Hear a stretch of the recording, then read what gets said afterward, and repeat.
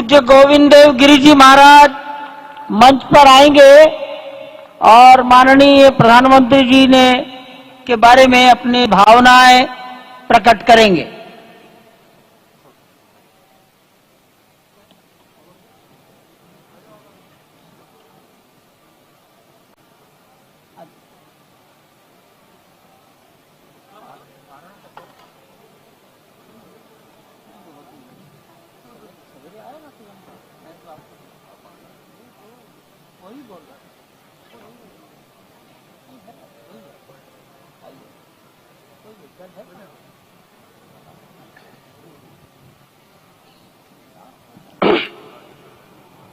आपदामपहर्तारम दातारम सर्वसंपदाम लोकाभिरामम श्रीरामम भूयो भूयो नमाम्यहम्।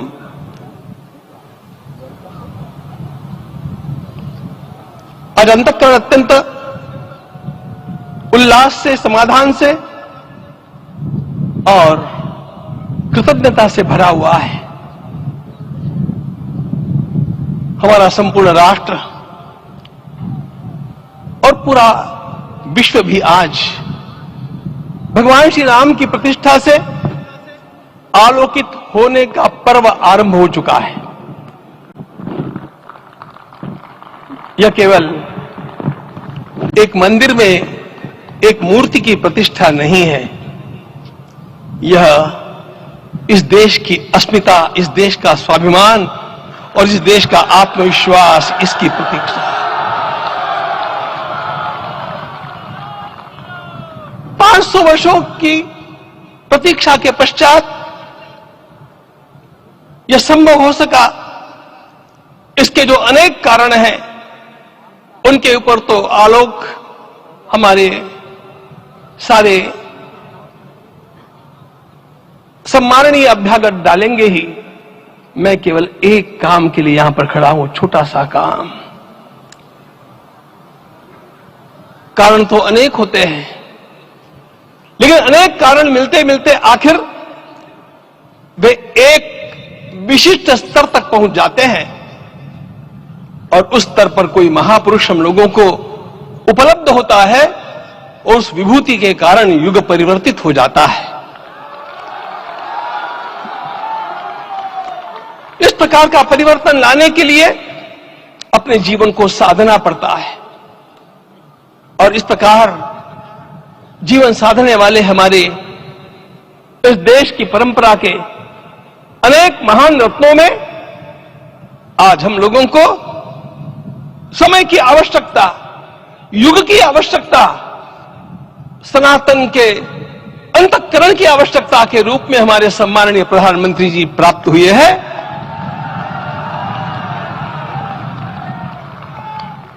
यह केवल इस देश का नहीं, यह संपूर्ण विश्व का सौभाग्य है कि आज एक ऐसा राजर्षि हम लोगों को प्राप्त हुआ।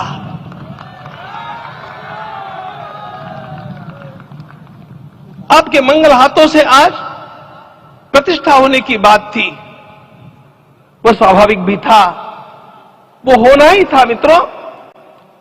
लेकिन मुझे इस बात का आश्चर्य हुआ जब मुझे लगभग 20 दिन पूर्व समाचार मिले कि माननीय प्रधानमंत्री जी को इस प्रतिष्ठा के लिए स्वयं अपने लिए क्या क्या अनुष्ठान करके सिद्ध करना चाहिए, स्वयं को उसकी नियमावली आप लिख करके भेजें।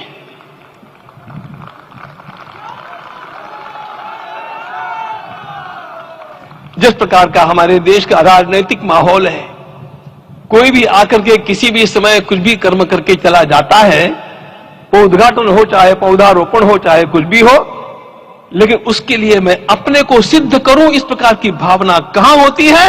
यदि किसी ने पूछा तो मैं कहूंगा कि यहां होती है। भगवान श्री राम की प्रतिष्ठा करनी है।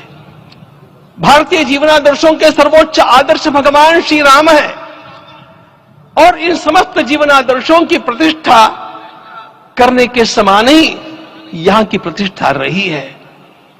इसलिए एक महान विभूति को ऐसे लगा कि मैं अपने को भी साधूं, मैं कर्मणा मनसा वाचा, कर्म से, मन से और वाणी से अपने को उसके लिए शुद्ध बनाऊं, सिद्ध बनाऊं, और उसका मार्ग तप ही है। भगवद गीता ने कहा यज्ञ दान तप कर्म न त्याज्यम कार्य में तत्। तप से ही विशेष परिशुद्धि होती है। आज मुझे आपको बतलाने समय अंतःकरण गदगद होने की अनुभूति हो रही है। मैंने तो कहा था, हम लोगों ने महापुरुषों से परामर्श करके लिखा था, आपको केवल 3 दिन का उपवास करना है। आपने 11 दिन का संपूर्ण उपोषण किया। हमने 11 दिन एक भुक्त रहने के लिए कहा था, उन्होंने अन्न का ही त्याग कर दिया। महाभारत में कहा गया है अनशन यह सबसे बड़ा तप है, अनशन।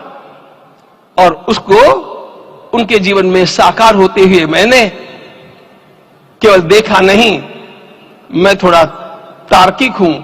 आपकी परम पूजनीय माता जी से मिलकर के मैंने उसको रिकन्फर्म भी किया था कि आपका यह अभ्यास 40 वर्षों का है।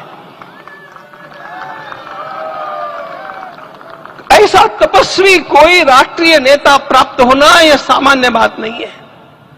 वे इन दिनों में हमने कहा था कि आपको विदेश प्रवास नहीं करना चाहिए, क्योंकि सांसर्गिक दोष भी आते हैं। विदेश प्रवास टाल या सांसर्गिक देशों के इस दोषों की संभावना के कारण, लेकिन दिव्य देशों का प्रवास ऐसा किया। नासिक से आरंभ किया, गुरुवायूर गए, श्रीरंगम गए, रामेश्वरम गए। इन सारे स्थानों पर जाकर के वहां के परमाणुओं को लेकर के और पूरी भारत माता के हर कोनों में जाकर के मानो वे निमंत्रण दे रहे थे कि आइए दिव्य आत्माओं, अयोध्या पधारिए और हमारे राष्ट्र को महान बनाने के लिए आशीर्वाद दीजिए।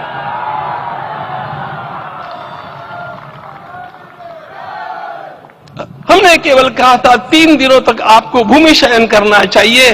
11 दिनों से आप भूमि शयन कर रहे हैं। इस कड़कड़ाती ठंड में इस प्रकार का शयन करना, मित्रों, ब्रह्मा जी ने सृष्टि को निर्माण किया। उस समय उन्होंने एक शब्द को सुना था। भारत की संस्कृति का सबसे मूल शब्द है तप, तप इति। हमारे पूज्य गुरुदेव के गुरुदेव परम गुरु कहा करते थे, कांची के परमाचार्य जी महाराज, तपश्चर। मैं जब भी उनसे मिलता था वे कहते थे तपश्चर। आज तप की कमी हो गई है, और उस तप को हमने साकार आप में देखा। मुझे इस परंपरा को देखते हुए केवल एक राजा याद आता है जिसमें यह सब कुछ था, और उस राजा का नाम छत्रपति शिवाजी महाराज। छत्रपति शिवाजी महाराज। मित्रों, लोगों को पता नहीं है शायद, वे स्वयं जब मल्लिकार्जुन के दर्शन के लिए श्रीशैलम के ऊपर गए, 3 दिन का उपवास किया, 3 दिन शिव मंदिर में रहे, और महाराज ने कहा कि मुझे राज्य नहीं करना है, मुझे संन्यास लेना है। मैं शिव जी की आराधना के लिए जन्मा हूं, मुझे संन्यास लेना है, मुझे वापस मत ले जाइए। इतिहास का वो बड़ा विलक्षण प्रसंग है। उस प्रसंग में उनके सारे ज्येष्ठ मंत्रियों ने उनको समझाया और लौटा करके लाया कि यह भी आपका कार्य भगवत सेवा ही है।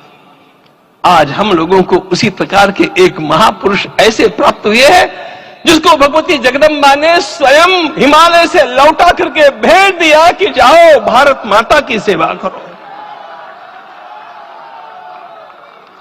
तुम्हें भारत माता की सेवा करनी है। मैं अपने को कभी श्रद्धा रखने के बारे में भावुक नहीं पाता हूं, लेकिन कुछ स्थान ऐसे होते हैं जहां पर आदर के साथ अपना मस्तक अपने आप झुक जाता है।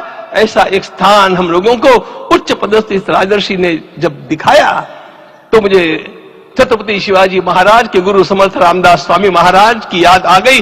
उन्होंने शिवाजी का वर्णन किया, निश्चयाचा महामेरु, निश्चयाचा महामेरु, बहुत जनासी आधारू अखंड स्थितिता निर्धारू श्रीमंत योगी श्रीमंत योगी श्रीमंत योगी। हम लोगों को आज एक श्रीमंत योगी प्राप्त हुआ। आज मैं यहां पर केवल इसलिए खड़ा हूं कि इतने तपस्या के पश्चात इन सारे महात्माओं की अनुमति लेकर के और उनके आशीर्वाद लेकर के उनका यह तप पूर्ण करने के लिए, उसकी सांगता के लिए उनको चरणामृत दिया जा रहा है।